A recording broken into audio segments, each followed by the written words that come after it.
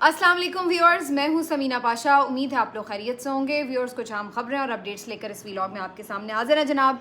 बड़ी इंपॉर्टेंट खबरें हैं जी। एक तो कल रात से बड़ा ये तूफ़ान उठा हुआ था कि वो फायर वॉल, आग की दीवार, जिसकी बहुत दिनों से बाज़गश्त थी कि सोशल मीडिया को काबू करने के लिए एक फायर वॉल नस्ब की जा रही है या इंस्टॉल की जा रही है, जिसका मकसद ये है कि सोशल मीडिया के मवाद को महदूद कर दिया जाए और उसके ऊपर एक कदगन लगा दी जाए।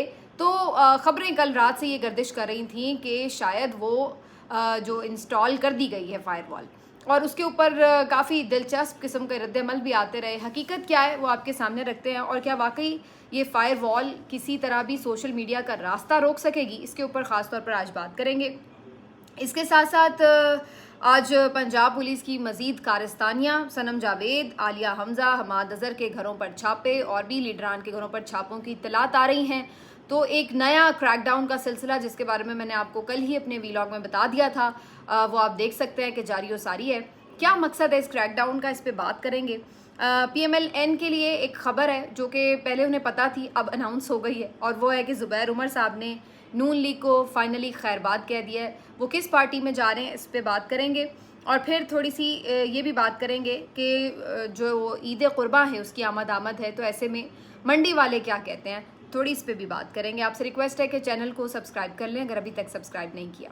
तो सबसे पहले ज़रा फायर वॉल की बात हो जाए जी। आग की दीवार, यानी आग को रोकने के लिए आग ही की दीवार लगाई जा रही है। तो इससे ज़्यादा अक्लमंदी हम क्या समझ सकते हैं किसी की। पहली चीज़ तो ये कि ये ख़बरें काफ़ी अरसे से ही आ रही हैं, 1-2 महीने से ख़ास तौर पर काफ़ी मुस्तनद इत्तलात थी कि चाइना से ग़ालिबन कोई ऐसी फायर वॉल हसूल हो गया, उसका हासिल कर ली गई है कि जिससे सोशल मीडिया को कंट्रोल किया जा सकेगा। और इसके लिए कोशिश ये है कि जो यूट्यूब चैनल्स हैं उनकी रीच कम हो जाए, लोग सोशल मीडिया को उस तरह से अप्रोच ना कर सकें, एक्सेस ना हो सके। और फिर ये भी कि जो आपके नापसंदीदा कंटेंट है उसको तो टोटली फ़िल्टर कर दिया जाए। तो मुख्तलिफ़ तरीक़ों से कोशिश ये होगी कि किसी तरह सोशल मीडिया पर अपना नैरेटिव बयान किया जाए और दूसरा जो नैरेटिव है उसको आने ही ना दिया जाए।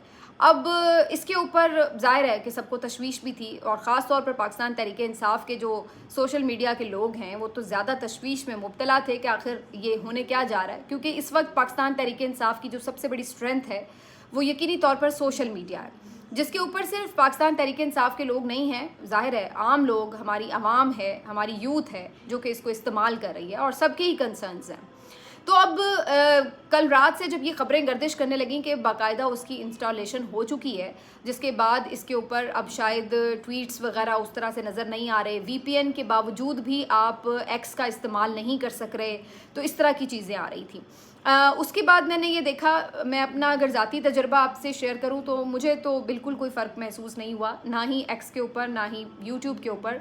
नॉर्मल जो व्यूअरशिप होती है मेरे यूट्यूब चैनल की तकरीबन वैसी ही थी, और X पर जी मुख्तलिफ जो रीच होती है जितनी पोस्ट की वो भी वैसे ही थी, और जो लोगों के मैं पोस्ट अक्सर देखती रहती हूँ अपनी टाइमलाइन के ऊपर, होम पेज के ऊपर, तो वो मुझे वैसे ही दिख रहे थे। तो अभी तक तो मुझे कोई ऐसी चीज़ महसूस नहीं हुई कि जनाब कोई फ़िल्टर ऐसा लग गया जिसकी वजह से कोई भी कंटेंट जो है वो रुका है।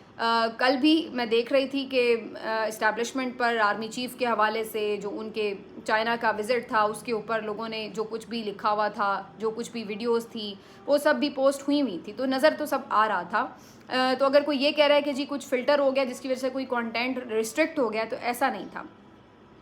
दूसरी ये बात कि क्या ये फिर ख़बर दुरुस्त थी, अभी असल में ये मरहलावार एक पूरा प्रोसीजर है, जिसमें मेरा अंदाज़ा ये है कि अभी सिर्फ इसकी एक ट्रायल एंड एरर वाला जो काम है वो हो रहा है। बिल्कुल ये हुसूल कर लिया हो गया है इसका, लेकिन इसके बाद अब इसकी एक आप समझ लीजिए कि पायलट किस्म की एक प्रोजेक्ट है, या आप यूँ कह लें कि प्रैक्टिस सेशन, नेट प्रैक्टिस हो रही है कि इसको कैसे इस्तेमाल करना है, इससे क्या क्या मवाद फ़िल्टर किया जाएगा। तो ये सारी चीज़ों के ऊपर बात हो रही है। कुछ लोगों का ये भी ख्याल है कि कुछ वर्ड्स ऐसे इसमें डाल दिए जाएंगे कि ऑटोमेटिकली वो फ़िल्टर हो जाएंगे अगर आप उस तरह का लफ्ज़ कोई लिखते हैं। तो इसका तो फिर बहुत ही आसान हल है कि आप कोई भी ऑल्टरनेट वर्ड यूज़ कर सकते हैं। मिसाल के तौर पर अगर इमरान खान के ऊपर फ़िल्टर लगा दिया जाए कि जी इमरान खान वाली कोई पोस्ट जो है वो नहीं आप शेयर कर सकते, तो उस सूरत में तो बड़ा आसान हल है ना, आप इमरान खान की जगह आप कासिम के अब्बा, कैदी 804 कोई भी लिख सकते हैं वर्ड। तो फिर इसी तरीके से हर वर्ड का ऑल्टरनेटिव मौजूद है। और फिर दूसरी बात ये कि आप जब अगर ये भी कह लें कि जनाब हर लफ्ज़ को ही उन्होंने डाल दिया फ़िल्टर में, तो तब भी बात कहने के बहुत से तरीके होते हैं, तो इस तरह तो आप नहीं रिस्ट्रिक्ट कर सकते। टेक्निकली अगर आप ये कहते हैं कि जनाब वैसे ही रीच कम कर दी जाए, आप खोल ही नहीं पा रहे, तो ये एक बिल्कुल वजह हो सकती है रिस्ट्रिक्ट करने की। जैसे अभी VPN से काफ़ी लोग नहीं एक्सेस कर पा रहे, बहुत सारे लोग पेड VPN यूज़ कर रहे हैं, और अब ये भी एक ख्याल आ रहा है कि ये जो फायरवॉल है इसके तहत जो पेड VPN है उसके ऊपर तो कोई फ़र्क नहीं पड़ेगा, जो फ्री VPN यूज़ करते हैं शायद उनकी जो एक्सेस है वो महदूद हो जाए या ख़त्म हो जाए, वो शायद X को फिर एक्सेस नहीं कर सकेंगे, X नहीं खुलेगा। तो ये बात भी हो रही है।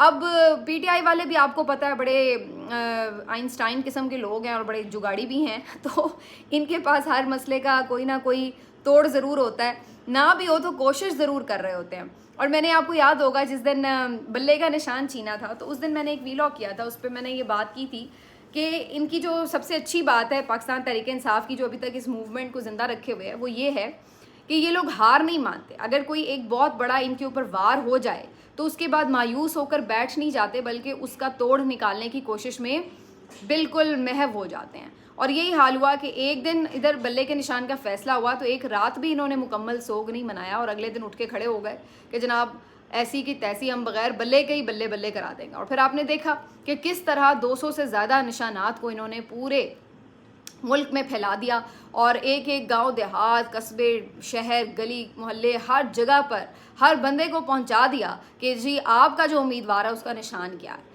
तो ये इस तरह की ये कौम है। तो आप इसलिए जो ये जनरेशन है, बार बार ये बात होती है, इस जनरेशन से गलत पंगा ले लिया है, तो कुछ ऐसी ही सूरत हाल है।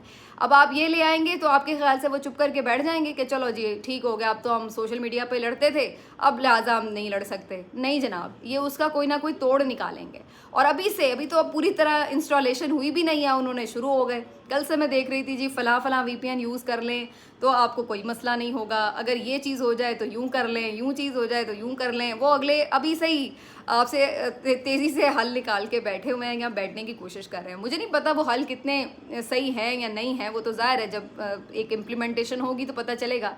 लेकिन मैं उनकी स्पिरिट की बात कर रही हूँ, और असल जो जज्बा होता है ना उसी को मात देनी होती है। टेक्निकली नहीं आप लोगों को हराते, आप उनको स्पिरिट के हराते हैं। ये जो पाकिस्तान अमेरिका से आ रहा था, क्या था, आपकी स्पिरिट ही नहीं थी। को ये तो नहीं था कि टेक्निकली वो बड़े स्ट्रांग हो गए या बड़े कोई एक्सपीरियंस प्लेयर थे, बात कहीं से कहीं चली गई। लेकिन कहने का मकसद ये कि आपने स्पिरिट मारनी। जब किसी को ये अंदर से आप यकीन दिला देंगे ना कि भाई तू हार गया, तो वो नहीं फिर जीत सकता।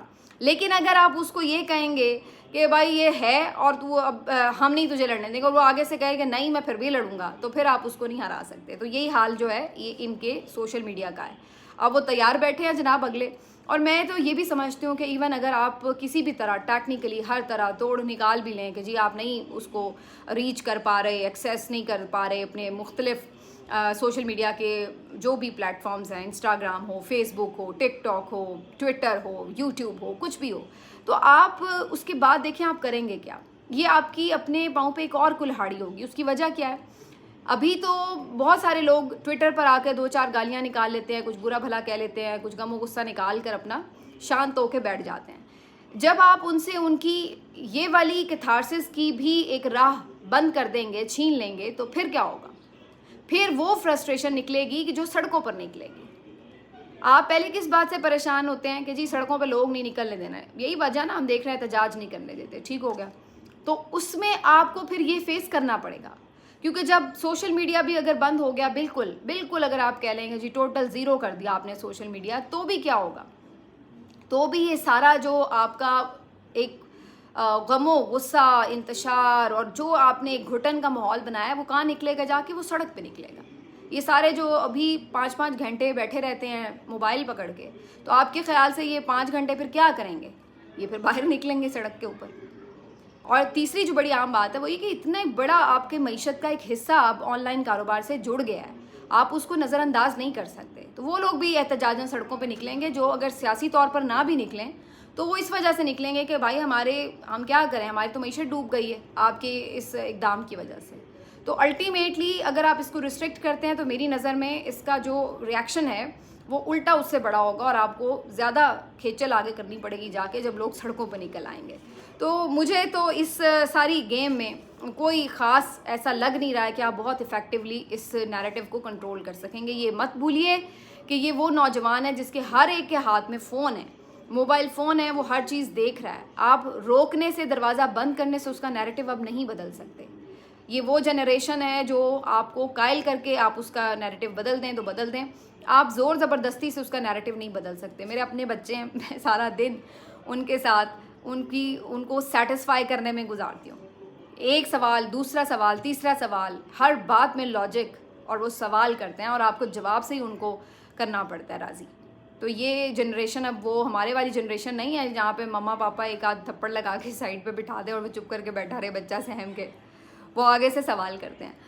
तो बहरहाल जी, देखते हैं कब अकल आती है। फ़िलहाल तो आती हुई नज़र नहीं आ रही, क्योंकि आज भी हम देख रहे हैं कि सनम जावेद साहिबा, आलिया हमज़ा, हमाद अज़हर और बहुत सारे जो PTI के मुख्तलिफ लोग हैं, हाफजाबाद, खानेवाल, यहाँ पर भी जहाँ पे हमाद अज़हर ने कल वर्कर्स कन्वेंशन किए, इनके घरों पे भी छापे मारे गए, पकड़ने की कोशिश, तोड़ फोड़, ये सब चीज़ें। और ख़ास तौर पर सनम जावेद और आलिया हमज़ा के घर बाकायदा आज पुलिस आई है और प्रिजन वैन में ख़वातीन ये मौजूद थी। जब आलिया हमज़ा को लेके आए वो उस वैन में मौजूद थी, जब सनम जावेद को लेके आए उनके घर पे वो भी मौजूद थी वहाँ पर। और बहाना क्या बता रही है पुलिस के, जी हमने इनका मोबाइल फ़ोन बरामद करना है। अंदाज़ा लगाएं कि 1 साल बाद, 13 महीनों बाद इनको अब मोबाइल फ़ोन बरामद करना है। वो मोबाइल फ़ोन जो सनम जावेद कई दफ़ा बता चुकी हैं कि वो ऑलरेडी पुलिस की कस्टडी में है, और ये उसी वक्त उनकी कस्टडी में था जिस दिन इन्हें गिरफ़्तार किया गया था। बल्कि मुझे याद है सनम जावेद के तो 1-2 खतूत भी थे बड़े इंटरेस्टिंग से इस बारे में, जहाँ पे वो कह रही हैं कि जी मेरा फ़ोन बाजियाब करा दें। तो फ़ोन तो ऑलरेडी इन लोगों के पास है, और उस फ़ोन के बहाने ये आज फिर उनके घर पर टूट पड़े और वहाँ पर आके तोड़फोड़ की, ना कोई वारंट ना कुछ, और आके ना सिर्फ ये कि उनके घर पे तोड़फोड़ की बल्कि उनके अहल खाना के साथ बदतमीज़ी की। जो सनम के शौहर हैं, सुनने में यही आ रहा है, उनके साथ भी बदतमीज़ी की गई, गालम गलोच की गई, उनका फ़ोन ले गए और फिर आगे जाके उनको तो कहीं गाड़ी से उतार दिया लेकिन फ़ोन साथ ले गए। तो ये सारी हरकतें इन्होंने आज की। और सनम और आलिया को भी साथ लाने का मकसद भी ये था कि जानबूझ के, जिसको कहते हैं तौहीन और तज़हीक और ज़हनी अजियत पहुंचाई जाए कि अब आप लोग नहीं टूट रही हैं तो अब हम आपको दिखा रहे हैं कि हम आपके घर का और आपके घर वालों का क्या हाल कर रहे हैं। ये है फस्तायत इनकी। और दूसरी तरफ आप अंदाज़ा लगाएं कि इस बारे में आप सिर्फ एक सवाल कर लें टीवी प्रोग्राम में तो किस तरीके से ये उछल उछल के पढ़ते हैं आपको। वो तो आपने देखा ही है अज़मा बुखारी साहिबा का, जो मैंने इसी बारे में उनसे सवाल किया था तो क्या उनकी हालत हो गई थी। तो ये है इंतकामी कार्रवाइयाँ, ये है इन लोगों की फस्तायत, और पुलिस उसका अलाकार है, जो मैं हमेशा कहती हूँ कि नून लीग के एक अस्करी विंग की तरह काम करती है। ये सारी चीज़ें अगेन इनकी फ्रस्ट्रेशन और इस बात की गमाजी है कि ये हार चुके हैं, क्योंकि वो ख़वातीन नहीं टूट रही हैं, वो ख़वातीन नहीं घबराई, वो नहीं उन्होंने माफ़िया मांगी, नहीं वो गिड़गिड़ाई, और इसी की पादाश में अब उनके ऊपर मज़ीद जुल्म रवा रखा जा रहा है ताकि कहीं तो जाके इनकी बस होगी। अब दूसरी तरफ हालत ये कि इनके अपने लोग इनसे बददिल हो गए, नफ़रत करने लगे हैं और इनको छोड़ के जाने पे मजबूर हो गए हैं। वजह इनकी यही पॉलिसी है, एक तो इस्टेब्लिशमेंट की गोद में चढ़ के बैठ जाना, और दूसरा हर फस्तायत को कवर देना और उसमें पूरा हिस्सेदार बनना। आज बल्कि कल की बात है, ये मेरे ख्याल siyaset.pk में सबसे पहले जमाल के साथ प्रोग्राम में ज़ुबैर उमर साहब, जो कि असद उमर के भाई हैं, नून लीग के साबिक गवर्नर और नवाज शरीफ मरीम नवाज़ के तर्जुमान भी रह चुके हैं, और सारी जो जनरल बाजवा के साथ इनकी मुलाकातें और ये डील्स वील्स बनवाने में बड़ा अहम किरदार इनका रहा है। तो ज़ुबैर उमर साहब उस इंटरव्यू में एक सवाल के जवाब में ये बताते हैं कि वो फाइनली नून लीग छोड़ रहे हैं, उससे उन्होंने किनारा कशी इख्तियार कर ली है, और फिर बाद में मुख्तलिफ चैनल्स पे भी उन्होंने ये तस्दीक कर दी कि उन्होंने नून लीग को बाकायदा खैरबाद कह दिया। तो काफ़ी दिनों से उनकी जो एक पूरी आपको टोन नज़र आ रही थी, जो उनका मौक़िफ़ था, वो तो यही था कि ज़ाहिर है PMLN वाला नहीं था, और वो बिल्कुल उससे मुख्तलिफ मौक़िफ़ पे थे, और साथ साथ वो बहुत सारी बातें बड़ी खुल के कर रहे थे, कंडेम भी कर रहे थे। कुछ अरसे से वो साइड लाइन थे पार्टी में, पार्टी की किसी भी मीटिंग में या किसी भी यानी आप समझ लीजिए कि किसी भी एक्टिविटी में वो शामिल नहीं रहे हैं। इलेक्शन से पहले से ही ये सूरत हाल थी, और उसके बाद फिर उन्होंने बाकायदा मीडिया पर आकर उसको इजहार भी करना शुरू किया, और उन्होंने फिर बताया कि वो जिस तरह की पॉलिटिक्स इस वक्त PMLN की देख रहे हैं वो उससे मुत्तफ़िक़ नहीं है। तो कमोबेश उनका मौक़िफ़ वही नज़र आता है जो शाहिद खाकान अब्बासी का भी है, मिफ्ता इस्माइल का भी है, आसिफ किरमानी का भी है, महताब अब्बासी का भी है, कितने ही नाम हैं, ये लोग चले थे पीटीआई को तोड़ने के लिए। और हालत ये है कि इक़्तिदार में रहते हुए, हालांकि आमतौर पर ये देखा नहीं जाता, जो पार्टियां इक़्तिदार में होती हैं वो नहीं टूटा करती, वो तो मजबूत होती हैं, लेकिन यहाँ पर उल्टा हो रहा है, जो पार्टी इक़्तिदार में है वो टूट रही है, उसके लोग छोड़ के जा रहे हैं, हालांकि उन पर तो कोई प्रेशर नहीं है। तो ये है आपकी पॉलिसी और ये कमाया मियाँ साहब आपने। कल आप बड़ा रोध हो रहे थे, बड़ी अपने आप को फराख दिली और अजमत की दास्तानें सुना रहे थे। ये है आपकी अजमत, हकीकत कि आपकी जो मुनाफिकत की पूरी पॉलिटिक्स थी उसका यूं जनाजा निकल रहा है कि आपके देरीना साथी आपको छोड़ के जा रहे हैं और वो आपकी गलतियां बता रहे हैं, आपको निशानदही कर रहे हैं बार बार कि आप हारे हुए थे एक औरत से जो कि जेल में बैठी थी, जो बीमार थी, और आपने अपनी शिकस्त तस्लीम नहीं की और आप झूठे अपने फातिहाना अंदाज में जीत के नारे के साथ अंदर बैठ गए जाके असम्बली में, और वो ये कह रहे हैं कि आपका ये मैंडेट जो है वो सही नहीं है, और फिर भी आप हुक्मरानी कर रहे हैं। तो वो अब आपसे इख्तलाफ रखते हैं और इसलिए उन्होंने ये पार्टी छोड़ दी है। ये मेरा ख्याल है PMLN के लिए बड़ा धचका तो है, लेकिन वो महसूस अभी इसलिए नहीं कर रहे कि अभी जब इक़्तिदार का नशा चढ़ा हुआ होता है तो बंदा फिर उसी नशे में खोया रहता है। बाकी ज़ुबैर उमर साहब क्या कोई और पार्टी ज्वाइन कर लेंगे? मेरा ख्याल है इस वक्त उनके लिए ऑप्शन ये है कि वो शाहिद खाकान अब्बासी साहब की पार्टी ज्वाइन कर लें, हो सकता है वो ज्वाइन कर भी लें, लेकिन बहुत से लोग कहते हैं उन्हें PTI में आना चाहिए। मेरा नहीं ख्याल है, PTI तो बिल्कुल भी उन्हें नहीं लेगी और ना वो आना चाहेंगे, क्योंकि सारी ज़िंदगी उन्होंने PTI से एक मुखालिफ पॉलिटिक्स की भी है और PTI से अभी भी वो बहुत मुतासिर तो नहीं है। हाँ, खान साहब की स्ट्रगल की वो ज़रूर बात करें और वो इस वक्त बहुत से मुखालफिन कर रहे हैं, लेकिन इस वक्त तो सूरत हाल ये कि असद उमर पे भी चूँकि PTI वालों को खासा गुस्सा है, नाराज़ी है कि जी वो मुश्किल वक्त में छोड़ गए, तो वो उनके भाई को तो बिल्कुल भी नहीं लेंगे जो कि ज़ाहिर है PMLN का हिस्सा रहे हैं सारी ज़िंदगी। तो PTI में तो मेरा नहीं ख्याल है कि उनकी कोई गुंजाइश बनती है नज़रियाती तौर पर भी। अलबत्ता शाहिद खाकान अब्बासी साहब की जो पार्टी है वो उनके लिए एक अच्छी चॉइस हो सकती है अगर उन्होंने फ़र्दर पॉलिटिक्स करनी है। अगर फ़िलहाल पॉलिटिक्स करनी ही नहीं है तो एक अलग बात है, लेकिन वैसे सियासतदान ज़्यादा देर पॉलिटिक्स से दूर रहते नहीं हैं, तो वो मेरा ख्याल है कि कहीं ना कहीं एडजस्ट हो जाएंगे। ज़्यादा चांस यही है कि शाहिद खाकान अब्बासी के साथ वो चले जाएँ। आखिर में सिर्फ इतना आपको बता दूं जनाब, मंडी के रेट के ऊपर मैंने थोड़ी बात करनी थी, बल्कि अगले व्लॉग में थोड़ी ज़्यादा बात कर लेंगे, लेकिन ख़बरें ये आ रही हैं कि जिस तरह किसान रुला है, जिस तरह आपने उसकी मईशत को रोला है, उसी तरीके से ये जो व्यापारी हैं जो सारा साल जानवर पालते हैं और कुर्बानी की ईद के लिए तैयार करके लाते हैं, वो भी इस दफ़ा शायद रोते हुए वापस जाएंगे शहरों से। उसकी वजह यह है कि जो आपकी कुव्वत ख़रीद है लोगों की वो बिल्कुल ख़त्म हो चुकी है।